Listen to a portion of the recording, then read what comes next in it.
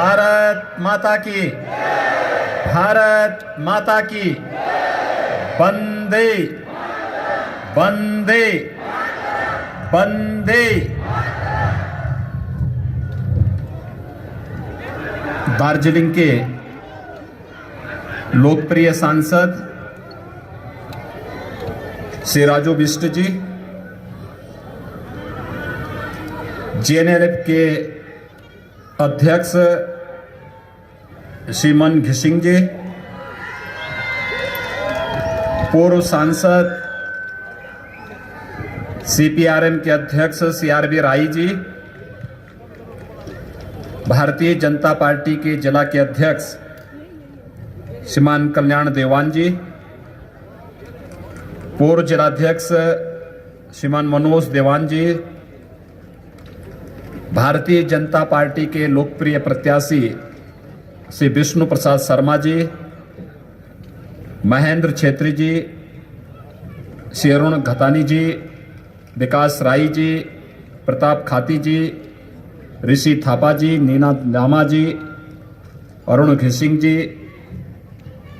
Bharatiya Janata party Darjeeling जिला के समस्त पदाधिकारीगण और इस क्षेत्र में बसे हुए सभी मेरे भाइयों बहनों, बंगाल विधानसभा का चुनाव चल रहा है और मुझे इस दार्जिलिंग क्षेत्र में आप सभी भाइयों बहनों के बीच में आने का सौभाग्य प्राप्त हुआ है। आप सबसे मिलकर के संवाद बना करके मुझे बहुत प्रसन्नता की अनुभूति हो रही है। मैं आप सबका हृदय से अभिनंदन करता हूं।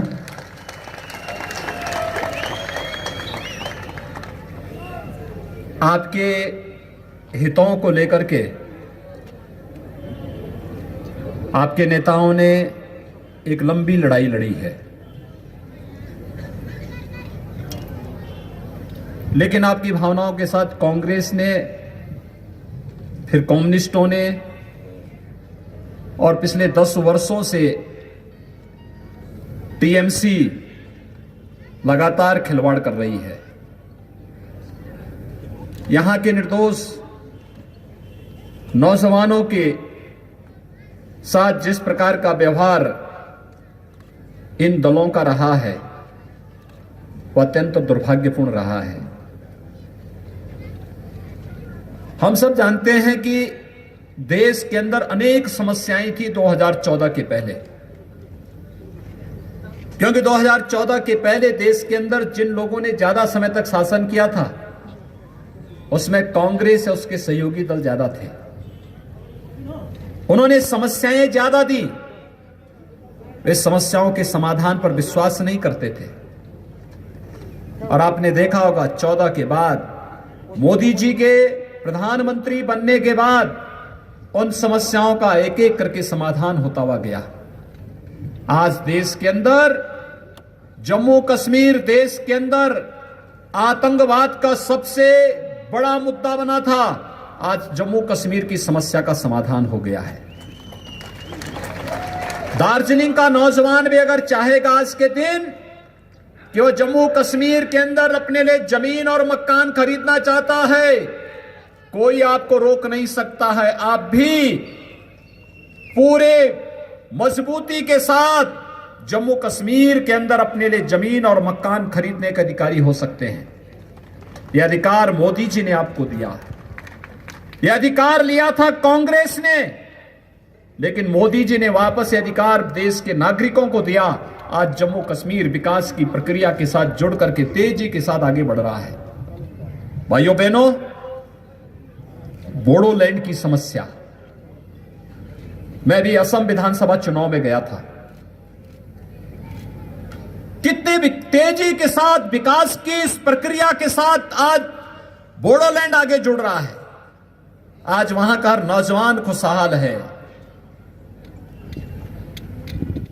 अयोध्या में राम जन्मभूमि पर भगवान राम का भव्य मंदिर बने, 500 वर्षों से हिंदू समुदाय इसके लिए लड़ रहा था, लेकिन आजादी के बाद भी कांग्रेस इस मुद्दे को उलझाती थी, लड़ाती थी। मोदी जी आए, सभी बाधाओं को दूर किया और आज अयोध्या में भगवान राम की भव्य मंदिर के निर्माण का कार्य भी प्रारंभ हो चुका है। भाइयों बहनों, ऐसे ही बंगाल विधानसभा का चुनाव बंगाल की समस्याओं के समाधान के साथ साथ दार्जिलिंग क्षेत्र में गोरखा समुदाय की समस्याओं के समाधान का भी एक माध्यम बनना चाहिए, और यही अपील करने के लिए आज मैं आपके बीच आया हूं। आखिर क्यों इन दलों ने पहले इस समस्या के समाधान में रुचि नहीं ली? क्योंकि इनके हित जुड़े हुए थे, इनके द्वारा शोषण किया जाता था, विकास के नाम पर आने वाले पैसे में लूट खसोट मची हुई थी, यहां की भरपूर प्राकृतिक संपदा को जिसको आपके पूर्वजों ने संरक्षित किया था उसका वे दोहन करना चाहते थे, और आपके पूर्वजों ने उस लड़ाई को लड़ करके उसका दोहन नहीं करने दिया तो उन पर अत्याचार होना प्रारंभ हुआ था।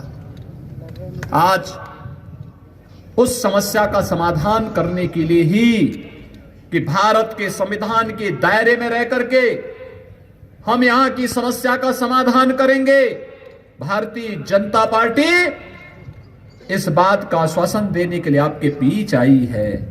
आपने श्री राजू बिष्ट को यहां से सांसद बनाया, वे यहां से आपकी समस्याओं को देश के सर्वोच्च मंच पर रखते हैं, विकास की योजनाओं को लेकर के यहां पर आ रहे हैं। लेकिन जब भारतीय जनता पार्टी का एमएलए भी यहां से चुनाव जीतेगा, बंगाल के अंदर भारतीय जनता पार्टी की सरकार बनेगी, तो डबल इंजन की सरकार की गति भी कई गुना होती है। ये वैसे ही जैसे उत्तर प्रदेश के अंदर आज है। आज आप उत्तर प्रदेश के अंदर विकास की प्रक्रिया को जोड़ते हुए देख सकते हैं। उत्तर प्रदेश 4 वर्ष पहले उत्तर प्रदेश के बारे में कहा जाता था कि यहां अराजकता है, गुंडागिर्दी है, दंगा होते हैं, पर्व त्योहार शांतिपूर्ण ढंग से नहीं मनाए जा सकते।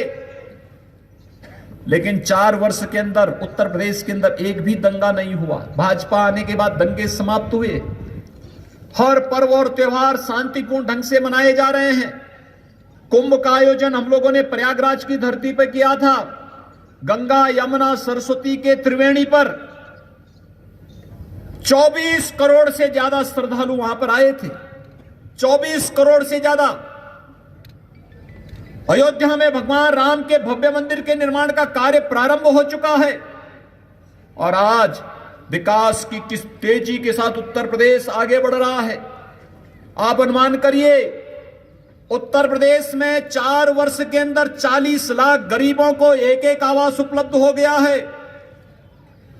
1 करोड़ 38 लाख गरीब परिवारों को निःशुल्क विद्युत के कनेक्शन, 1 करोड़ 57 लाख गरीबों को रसोई गैस के निःशुल्क कनेक्शन, 2 करोड़ 62 लाख गरीब परिवारों को एक शौचालय, 6 करोड़ गरीबों को 5 लाख रुपए सालाना आयुष्मान भारत की सुविधा, जिसमें 5 लाख रुपए हर वर्ष उन परिवारों को स्वास्थ्य बीमा के लिए सरकार के द्वारा उपलब्ध कराए जा रहे हैं। 2 करोड़ 42 लाख किसानों को प्रधानमंत्री किसान सम्मान निधि में 6,000 रुपए हर वर्ष उपलब्ध कराए जा रहे हैं। भाइयों बहनों, 14 करोड़ गरीबों को अकेले उत्तर प्रदेश के अंदर मुफ्त में राशन उपलब्ध करवाने का कार्य किया जा रहा है। ये काम गरीब कल्याण के हैं। आपने देखा होगा, बंगाल के अंदर भी पंचायत चुनाव हुए थे, कितनी हिंसा हुई थी, लोकल बॉडी के इलेक्शन में कितनी हिंसा हुई थी, और इस समय उत्तर प्रदेश के अंदर चुनाव चल रहे हैं, आपने एक भी जगह हिंसा नहीं देख रहे होंगे। मैं बंगाल में प्रचार कर रहा हूं, उत्तर प्रदेश में शांतिपूर्ण तरीके से चुनाव चल रहे हैं। यह है परिवर्तन।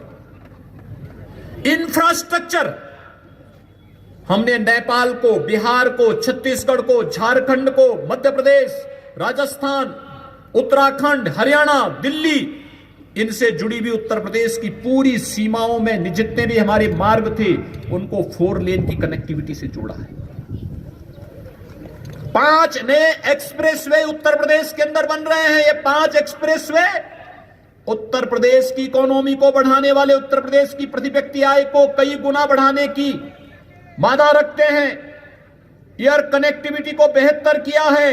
यह सब इसलिए संभव हो पाया है क्योंकि प्रधानमंत्री मोदी जी का बरदहस्त और उनका मार्गदर्शन है और उनका सहयोग है। उत्तर प्रदेश के अंदर भाजपा की सरकार है और डबल इंजन की सरकार विकास की प्रक्रिया को तेजी के साथ आगे बढ़ाती है तो उत्तर प्रदेश की 24 करोड़ जनता के जीवन में खुशहाली लेकर आती है। और यही तो हम बंगाल के लिए भी कहना चाहते हैं। आखिर दार्जिलिंग और उसके इन क्षेत्रों की कितनी प्राकृतिक सौंदर्य है इसमें। ये प्राकृतिक सौंदर्य यहां पे पर्यटन की संभावनाओं को भी आगे बढ़ाता है।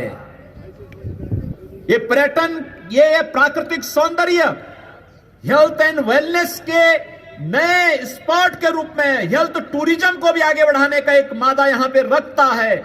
और मैं तो कह सकता हूं यहां पे भाजपा की सरकार होती तो टूरिज्म में यूरोप और स्विट्जरलैंड आपसे कई पीछे छूट जाता। दार्जिलिंग नंबर 1 पर देश और दुनिया के अंदर आ गया होता। यहां के इन सभी बहन बेटियों को और यहां के इन नौजवानों को दार्जिलिंग के अंदर ही नौकरी और रोजगार की सुविधा उपलब्ध हो जाती है। इनको कहीं बाहर जाने की आवश्यकता नहीं थी, दुनिया आपके पास आती। ये संभावनाएं यहां पर है, लेकिन इन संभावनाओं को आगे बढ़ाने का जो अवसर है वो ये चुनाव है। और इसलिए मैंने कहा कि बंगाल का चुनाव हमारे लिए सत्ता परिवर्तन मात्र एक माध्यम नहीं है। बंगाल के अंदर हर एक क्षेत्र में खुशहाली लाने का एक माध्यम भी है, समृद्धि लाने का माध्यम भी है। भाइयों बहनों, 4 वर्ष में हम लोगों ने उत्तर प्रदेश की प्रति व्यक्ति आय दुगने से अधिक की है और बंगाल के अंदर 10 वर्षों में टीएमसी की सरकार में प्रति व्यक्ति आय में घटोत्तरी हुई है, घटा है। यहां पर नागरिक के जीवन स्तर को कम करने का कार्य टीएमसी के गुंडों ने किया है, लूट खसोट मचाई है। योजनाओं का लाभ यहां के नागरिकों को नहीं मिल पाता है। विकास की योजनाएं या तो टीएमसी लागू नहीं होने देती है और अगर हो भी गई तो उसको बीच में ही हड़प लिया जाता है, नागरिक तक, आम नागरिक तक नहीं पहुंचने दिया जाता है। क्या नहीं है आपके पास? सब कुछ तो है, केवल उचित नेतृत्व और मार्गदर्शन की है। और आपने श्री राजू बिष्ट को यहां से सांसद बनाया, अब उनके साथ सहयोग करने के लिए एमएलए भी दीजिए, हर एक क्षेत्र में एमएलए भी दीजिए। भाइयों बहनों, आप देखना विकास कैसे आगे बढ़ता है। विकास तेजी के साथ आगे बढ़ता हुआ दिखाई देगा। मुझे आश्चर्य होता है, यहां पर गोरखा समुदाय पर तो अत्याचार हुआ ही, चाय बागान के श्रमिकों के साथ कितना शोषण हुआ। देश के अंदर उनको प्रतिदिन जो उनका मानदेय है 300-350 रुपए प्रतिदिन मिलता है, उनको जमीन के पट्टे मिलते हैं। लेकिन बंगाल के अंदर यहां पर 200 रुपए भी नहीं मिलते, उसमें भी शोषण होता है, जमीन का पट्टा नहीं मिलता है। उनके सामने अपने जीवन को बचाने की भी समस्या है और आजीविका को बचाने की भी समस्या है। जीवन और जीविका दोनों को बचाने के लिए भारतीय जनता पार्टी आपके बीच में काम करना चाहती है और इसी के लिए आज हम सब आपके बीच आए हैं। भाइयों बहनों, जो अपार संभावनाएं यहां पर है टूरिज्म के साथ साथ, आखिर यहां पे यूनिवर्सिटी क्यों नहीं बननी चाहिए? क्यों नहीं बननी चाहिए? अगर अच्छी सरकार होती, बंगाल के अंदर विकास की सोच वाली सरकार होती, तो जैसे उत्तर प्रदेश के अंदर 2 एम्स बन रहे हैं, 4 वर्ष में 30 नए medical college, government medical college हम लोग बना रहे हैं, 30 मेडिकल कॉलेजेस नए बना रहे हैं, एम्स, आईएम, आईआईटी, इंफ्रास्ट्रक्चर के लिए नए एयरपोर्ट जैसे उत्तर प्रदेश के अंदर बन रहे हैं, ऐसे ही बंगाल के अंदर रुचि लेने वाली सरकार होती तो उनका लाभ बंगाल के नागरिकों को, दार्जिलिंग के नागरिकों को भी मिला होता। लेकिन दीदी तो हर काम के लिए चिढ़ जाती है। नाराज हो जाती है। इस कदर होती है कि अब तो गरीबों का राशन तो इन्होंने लूटा ही, यहां के जीवन पर तो इन्होंने संकट डाला ही, आजीविका पर भी डकैती डालने का काम किया और आजीविका के साथ साथ आस्था के साथ भी खिलवाड़ किया।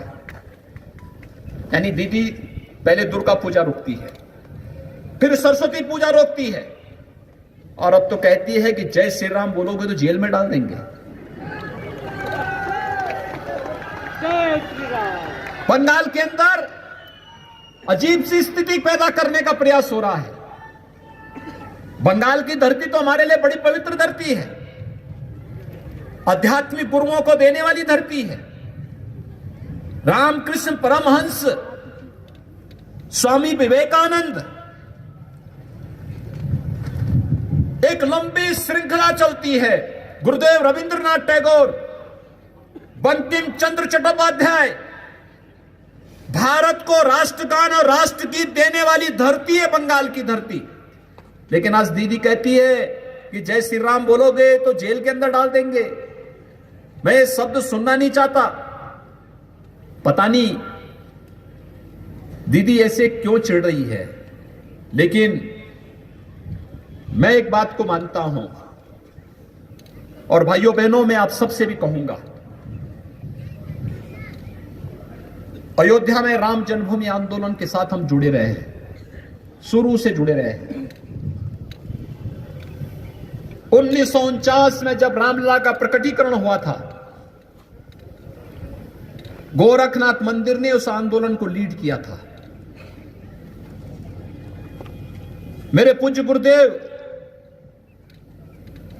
और मेरे पूज्य दादा गुरु इस आंदोलन के साथ शुरू से जुड़े रहे हैं, उस आंदोलन को नेतृत्व प्रदान करते थे।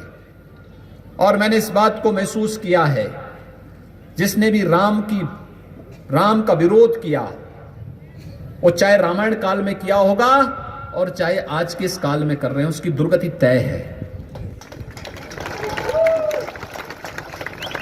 उसकी भलाई नहीं हो पाई, उसका उन्नयन और उसका उत्थान नहीं हो पाया। लेकिन कब टीएमसी के लोगों की समझ में यह बात आएगी? उत्तर प्रदेश के अंदर देख रहे होंगे, जिन लोगों ने राम भक्तों पर गोलियां चलाई थी, जिन लोगों ने भगवान राम का विरोध किया था, आज उनकी क्या दुर्गति हो रही है। लेकिन बंगाल के अंदर भी अगर राम का विरोध करोगे तो बंगाल की जनता और दार्जिलिंग की जनता इसे बर्दाश्त नहीं करेगी। और यही तो यहां पर बंगाल के अंदर जब मैं आ रहा था, अभी यहां पर ये 12 से 15 किलोमीटर इस पहाड़ी रास्ते से आते हुए जब मैं आपके बीच में पहुंचा हूं, जहां भी मैं देखता था माताएं, बहनें, नौजवान, यहां के नागरिक, आम नागरिक जो सड़कों पे था, जैसे ही मुझे देखता था अभिवादन करता था जय श्री राम का। हर ओर से एक ही नारा था, जय श्री राम का। और भाइयों बहनों, हमारे यहां तो राम के बगैर कोई यात्रा होती ही नहीं है। जन्म लेते हैं, बच्चा जन्म लेता है, अखंड रामायण का पाठ हो जाता है। कोई मांगलिक कार्यक्रम होता है, राम के बगैर होता ही नहीं। जन्म से लेकर के मरण तक की पूरी यात्रा राम के बगैर अधूरी है हमारे यहां। लेकिन यहां पर दीदी कहती है राम का नाम नहीं लेने देंगे। मैं दीदी को बताना चाहूंगा, बहुत सारे लोग हुए हैं जिन्होंने राम का विरोध किया, इतिहास में सब गायब हो गए, कोई पूछता ही नहीं। राम भक्तों को सदैव विजय मिली है। और भाइयों बहनों, आज मैं आप सबसे यही अपील करने के लिए आया हूं, हमें सोनार बांग्ला के सपने को साकार करने के लिए कार्य करना है। गोरखा समुदाय की समस्याओं के समाधान के लिए कार्य करना है। हमें इस बात को ध्यान में रखना होगा, भारत के संविधान के दायरे में रह करके भारत के अंदर हर समुदाय की समस्या का समाधान आज की केंद्र में मोदी जी के नेतृत्व की सरकार करने को प्रतिबद्ध है। और भाइयों बहनों, हम सबको मोदी जी के विजन पर कार्य करना है। हम सबको मोदी जी के नेतृत्व में कार्य करना है।